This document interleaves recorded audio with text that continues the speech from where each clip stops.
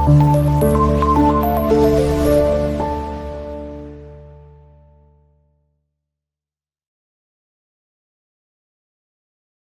உறவுகளுக்கு வணக்கம். பழம் நழுவி தேன் கலந்த பால்ல விழுந்திருக்கு. அட என்னடா இவன் சொல்றான் அப்படின்னு பாக்குறீங்களா? திமுக கூட்டணியில தேமுதிக இணைஞ்சிருக்கு. ரொம்ப மாசம் கழிச்சு எப்படா இவங்க கூட்டணி அறிவிப்பாங்க, எப்பதான் பண்ணுவாங்க, யாரு கூட தான் கூட்டணி வைப்பாங்க அப்படின்னு நினைச்சுக்கிட்டு இருந்த எல்லாரு வாயும் இன்னைக்கு அடைச்சிருக்காங்க அந்நியார் அவர்கள். திமுக கூட கூட்டணிய வச்சிருக்கேன் அப்படின்னு சொல்லிட்டு நேரடியா முதல்ல ஸ்டாலின் பார்த்து திமுக கூட கூட்டணிய அறிவிச்சுட்டாங்க.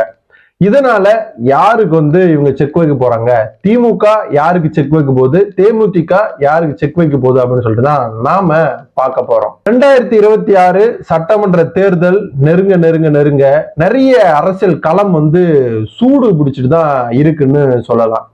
நிறைய கட்சிகள் அதற்கான முன்னேற்பாடு பணிகளும் இந்த தேர்தலை எப்படி நம்ம அணுகலாம், தேர்தலை எப்படி நம்ம ஃபேஸ் பண்ணலாம் அப்படின்னு சொல்லிட்டு நிறைய ஏற்பாடுகளை பண்ணிக்கிட்டு வந்துச்சு.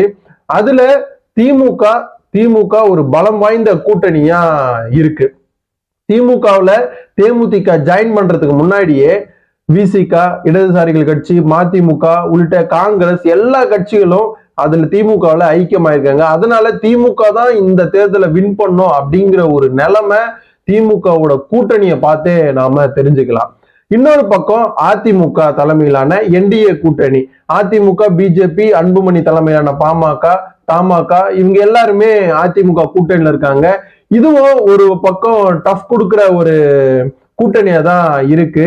தாவேகா தனியா தான் போட்டியிட போறேன் அப்படின்னு சொல்லிட்டு இருக்காங்க. இன்னும் கூட்டணி பேச்சுவார்த்தை போயிட்டு இருக்குது, எங்க தலைவர் அறிவிப்பாரு அப்படின்னு சொல்லிட்டு தாவேகா நிர்வாகிகள் எல்லாமே ஒரு பக்கம் பேசிட்டு வராங்க. நாம் தமிழர் கட்சியை பாத்தீங்கன்னா, நாம் தமிழர் கட்சி கூட்டணி எல்லாம் கிடையாது, தனிச்சுதான் நாங்க போட்டியிடுவோம், சிங்கிளா தான் வரும் அப்படின்னு சொல்லிட்டு இந்த தேர்தலையும் தனிச்சுதான் போட்டியிட போறேன் அப்படின்னு சொல்லிட்டு நாம் தமிழர் கட்சி ஒருங்கிணைப்பாளர் சீமான் அவர்கள் சொல்லிட்டாரு. இதனால சட்டமன்ற தேர்தல் ஒரு 4 முனை போட்டியா தான் இருக்கும் அப்படின்னு சொல்லிட்டு எல்லாருக்குமே தெரிஞ்ச ஒரு விஷயமா தான் இருக்கு. இதுல கூட்டணி பத்தி இன்னும் அறிவிக்காத ஒரு 3 பேர் இருக்காங்க. அந்த 3 பேர் யாரு அப்படின்னு நம்ம பார்த்தோம்னா, தேமுதிக, ஓபிஎஸ், பாமக நிறுவனர் ராமதாஸ் அவர்கள். இவங்க 3 பேரும் கூட்டணி பத்தி நான் அறிவிக்கிறேன்னு சொல்லிட்டு இன்னமும் அறிவிக்கப்படாம தான் இருந்தாங்க.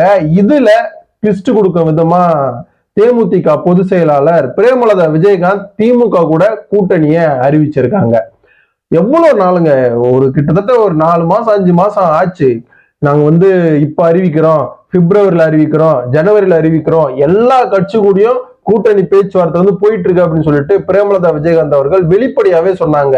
திமுக கிட்டயும் பேசியிருக்கோம், தாவேகா கிட்டயும் பேசியிருக்கோம், அதிமுக கிட்டயும் பேசியிருக்கிறோம், யார் கூட எங்களுக்கு சீட்டு, இவ்வளவு இரட்டை இலக்க சீட்டு வேணும், இரட்டை இலக்க சீட்டு, ஒரு ராஜ்யசபா சீட்டு வேணும் அப்படின்னு சொல்லிட்டு யார் ஓகே பண்றாங்களோ அவங்க கூட்டணியில நாங்க ஜாயின் பண்றோம் அப்படின்னு சொல்லிட்டும் சொல்லியிருந்தாங்க. அதே மாதிரி தொண்டர்களும் நிர்வாகிகளும் விரும்பக்கூடிய கூட்டணியில நான் கண்டிப்பா இருப்பேன் அப்படின்னும் பிரேமலதா விஜயகாந்த் சொன்னாங்க. ஆனாலும் பிப்ரவரியே முடிய போகுது, இன்னமும் பிரேமலதா விஜயகாந்த் அவர்கள் கூட்டணி அறிவிக்கலையே அப்படின்னு பார்த்த நிலையில தான் ஒரு ட்விஸ்ட் கொடுத்துருக்காங்க. நேரா அறிவாலயத்துக்கு வண்டியை விட்டுருக்காங்க. வண்டியை விட்டு கூட்டணி திமுக கூட தான் கூட்டணி இப்போ அப்படின்னு சொல்லிட்டு அறிவிச்சிட்டாங்க. பழம் நழுவி பால்ல விழும் அப்படின்னு சொல்லிட்டு கலைஞர் விஜயகாந்த் அவர்களை சொன்னாரு. இன்னைக்கு அதே பழம் நழுவி தேன் கலந்த ஒரு பால்ல விழுந்திருக்கு அப்படின்னு பிரேமலதா விஜயகாந்த் பிரஸ் மீட்டும் கொடுத்தாங்க. இதனால திமுக கூட்டணி இன்னமும் பலம் வாய்ந்த கூட்டணியா தான் இருக்கு. இது என்ன சொல்ல வருது அப்படின்னு பார்த்தோம்னா, திமுக காங்கிரஸ் இடையே ஒரு கூட்டணி பேச்சுவார்த்தை, ஆட்சியில பங்கு, அதிகாரத்துல பங்கு, இந்த பிரச்சனை போயிட்டு வந்த நிலையில காங்கிரஸ் திமுக கூட்டணியில இருக்குமா இருக்காதா அப்படிங்கிற ஒரு சந்தேகமும் எழுந்துச்சு. இப்போ இந்த சந்தேகம் முதல்ல ஸ்டாலின் அவர்களுக்கு தெரிஞ்சிருக்கும் கண்டிப்பா. என்னடா இது, இவ்வளவு பேசுறோம், மறுபடியும் கூட்டணியில பங்கு வேணும், ஆட்சியில பங்கு வேணும், அதிகாரத்துல பங்கு வேணும்னு சொல்லிட்டு இருக்காங்களே, ஒருவேளை நம்ம கொடுக்கல அப்படின்னா இவங்க நம்ம கூட்டணியில இருப்பாங்களா, இருக்க மாட்டாங்களா, இல்ல அப்படின்னா என்ன பண்றது? ஏன்னா காங்கிரஸுக்கு ஒரு 4% வாக்கு வங்கி இருக்குன்னு வச்சுங்களா, அந்த 4% வாக்கு வங்கி திமுக பெருசா பாதிக்காது. ஏன்னா திமுக நிறைய கூட்டணி கட்சிகள், திமுக ஒரு பெரிய ஒரு கட்சி, அதனால இந்த 4% வாக்கு வங்கி பெருசா பாதிக்காது. இருந்தாலும் காங்கிரஸ் இல்ல அப்படின்னா, கூட்டணியில இல்ல அப்படின்னா திமுக நிறைய களப்பணிகளையும் நிறைய போராட்டங்களையும் மேற்கொள்ள வேண்டியதா இருக்கும்.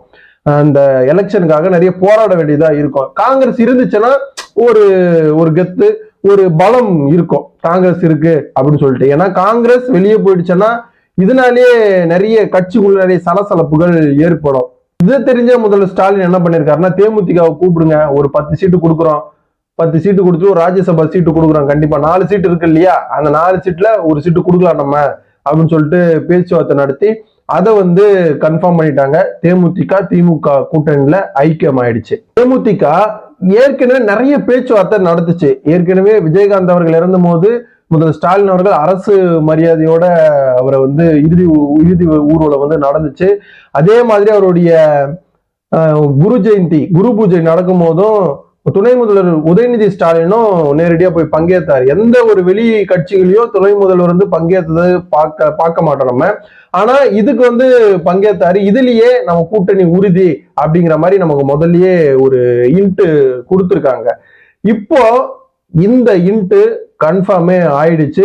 இதனால இரட்டை இலக்க சீட்டு வேணும் அப்படின்னு சொல்லிட்டு இருந்த விடுதலை சிறுத்தைகள் கட்சியும் இடதுசாரிகள் கட்சிக்கும் ஒரு கலக்கத்தை உண்டு பண்ணிருக்கு. ஏன் அப்படின்னா, இப்போ முதல்ல ஸ்டாலின் அவர்கள் சொல்லிடுவாரு, எங்க தேமுதிக வர வந்துருச்சு, 10 இது சொல்லிட்டேன், எப்படி பிரிச்சு கொடுக்குறது, இந்தாங்க நீங்க ஒரு 8, இந்தாங்க நீங்க ஒரு 6 நில்லுங்க, நீங்க ஒரு 6 நில்லுங்க அப்படின்னு ஒரு 6 சீட்டு 6 தான் கொடுக்க போறாரு அப்படின்னு சொல்லிட்டு அரசியல் விமர்சகர்கள் வந்து சொல்லிக்கிட்டு வராங்க. இதே காங்கிரஸ் எங்களுக்கு செட் ஆகல, நாங்க வெளியே போறோம், தாவேகா கூட கூட்டணி வைக்க போறோம் அப்படின்னு சொல்லிட்டு வெளியே போயிடுச்சுன்னா தாராளமா வழங்கிடுவாரு. இந்தாங்க தேமுதிக, இந்தாங்க 15 நில்லுங்க, இந்தாங்க விசிகா நீங்க ஒரு 8, இடதுசாரிகள் நீங்க ஒரு 8, ஜாலியா நில்லுங்க போங்க.